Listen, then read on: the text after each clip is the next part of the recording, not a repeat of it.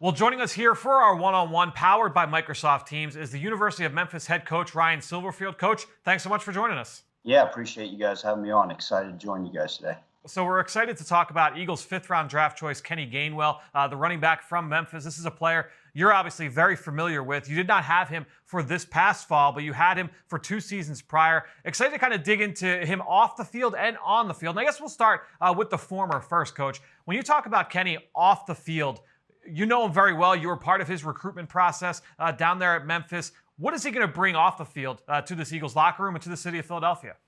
Yeah, that's a great thing is Eagles fans should be quite excited. You guys got a fantastic young man. He's going to represent the community well. The city of Philadelphia will love him. He's going to embrace himself amongst all of you guys. And that's the exciting part about this kid. He's a mild-mannered kid, keeps to himself, but he's going to get back to the community. The locker room will love him. He's just a good, hardworking kid that will be excited to be a part of that city of Philadelphia.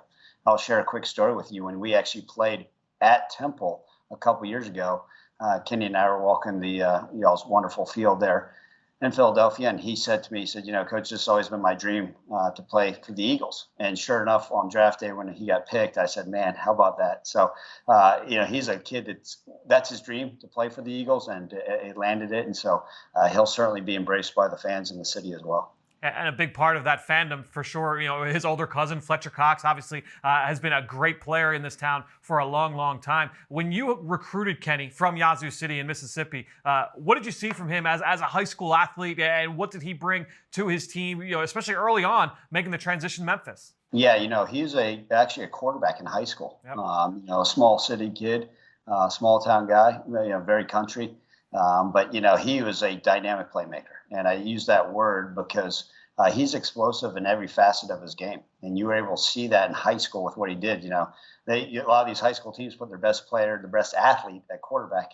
I wouldn't sit there and say he needs to be drop back passing for you guys in Philadelphia. But he's certainly capable of doing a lot of things all over the field. And you were able to see that unique skill set with him at quarterback. And then when he got here, he was actually we redshirted him his freshman year just because we're so fortunate. As you guys know, we've got now 5 running backs in the NFL from Memphis, and he's the 5th one. And so we've had a lot of good players before him. So we were able to redshirt him. And then, really this past in 2019, he's conference freshman of the year, just super with everything he's able to do with it. Like I used the word earlier, a unique skill set.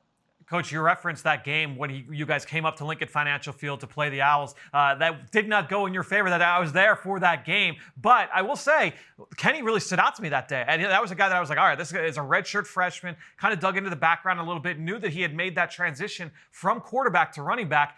What does that say about Kenny, just in terms of what he had to put in off the field to be able to make that transition from quarterback to running back in just a year's time and have that level of success as a freshman? Yeah, sure. We won't talk about that game anymore. Besides the Cotton Bowl, that was our loss both to Pennsylvania teams. So, we don't want to travel up to that state too often other than come see all of our Tigers up there.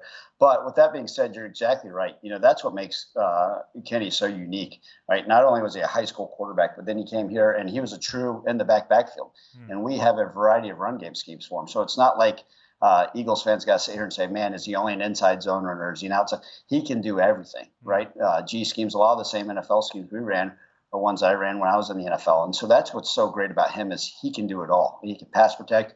But then, the transition from a high school quarterback to a college running back at a high level, then all of a sudden now we're lining him up at wide receiver. We're moving him all over the field. It speaks to his intelligence. It speaks to his understanding, his football acumen. And so all those things added up, that's what's unique about him is the ease of transition that he was able to move all over the field. And you talk about him as a runner and just how he was able to fit with all the multiple run schemes here in Philadelphia with Jeff Stoutland. Very, very similar. Zone schemes, gap schemes, inside, outside. When you have a guy that offers that level of versatility in the backfield, what does that do for you as a coach and as a game planner?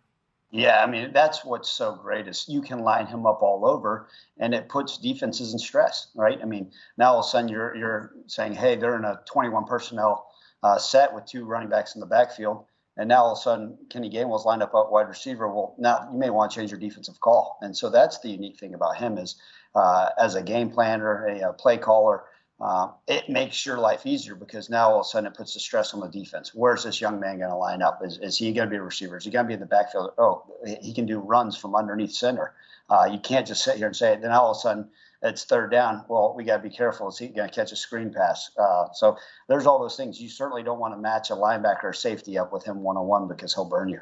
And that was the thing too, Coach. You guys would flex him out, and he'd be not just into the slot, but as an X receiver to the boundary. And it wasn't just alert screen. It's going to be a jailbreak screen. He'd be catching back shoulder fades and making these running routes like a receiver. At what point did you guys realize what a special talent he was as a pass catcher? Yeah, I think you get to see a lot of that in practice with, being able to move him around. And that's something we've been able to do offensively with some of our other guys. A guy that played the same time as him, a guy named Antonio Gibson, right, who was one of those wide receivers, who's now the starting running back at Washington. Guys like Tony Pollard in Dallas, you guys know well in the conference. So, we always try to push our running backs to see what kind of receiving skills they have. But you're exactly right. Fran, before the draft, a lot of the teams called me, coaches and scouts alike said the hands of him and those routes, you're exactly right. The back shoulder fades, and you watch him versus SMU and Tulane, some of those catches that he was able to make on the sideline. You say, wait, that's a running back. That's the same kid that just ran, a pen and pull or a G scheme, for 20 yards, right? The same thing that we run. And that's what's unique about him is you never know what you're going to get. So it's very hard to put him in a box and say, this is what he is. He's so dynamic. He can be all over. And then when just obviously the year off this past year, opting out due to COVID-19, what were you expecting from Kenny going into his sophomore season, his redshirt sophomore year, and what he was able to try and help with the offense, but then also from a personal growth standpoint, what were the areas where you're like, man, I know the work he put in this past offseason, I'm expecting to have even better performance across the board? Yeah, I mean, he was one of those that worked his tail off all offseason and obviously opted out shortly right before the season. But we were expecting big things for him. I truly believe he's an all-conference type player. Would have been ultra productive. If he would have played a normal, if there is such a thing, normal college career, he would have been one of the most productive players, not only at the University of Memphis, but also in the country. And I think more eyes, and he would have been more nationally known than he was. But, those that have seen him on film, those that have gone against him, certainly recognize what a special talent he was.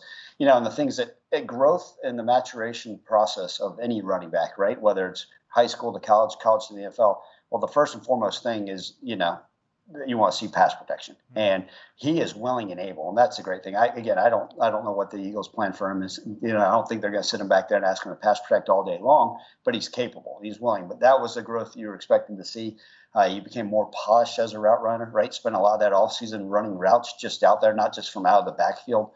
Really trust his eyes, started to study defenses more, and so that growth we were really hoping to see from that redshirt freshman year to that sophomore year would have been outstanding. And I think what's going to happen is now we know the life shelf of an NFL running back, right? It's 3 years or less. And now you're getting a guy that may benefit the Eagles long term because he's fresh. He's got no injuries. He's coming off a season where he was able to just recover and focus on things that he personally needed to improve upon. And so now you're getting a kid that's ready to roll.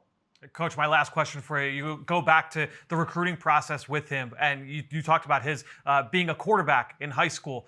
Big picture, when you're talking about guys that played quarterback, sometimes it's a situation where, hey, the best athlete, we just want him having the ball on every single down.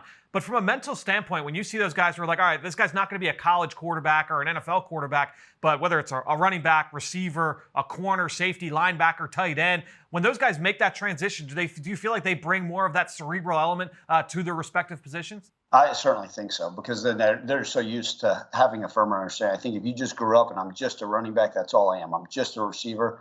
Now, if you played quarterback, now you have to have the understanding. I got to know what the running back's doing. I got to know what the wide receiver's doing, what the offensive line's doing. Now, all of a sudden, I've transitioned from quarterback to a running back / wide receiver.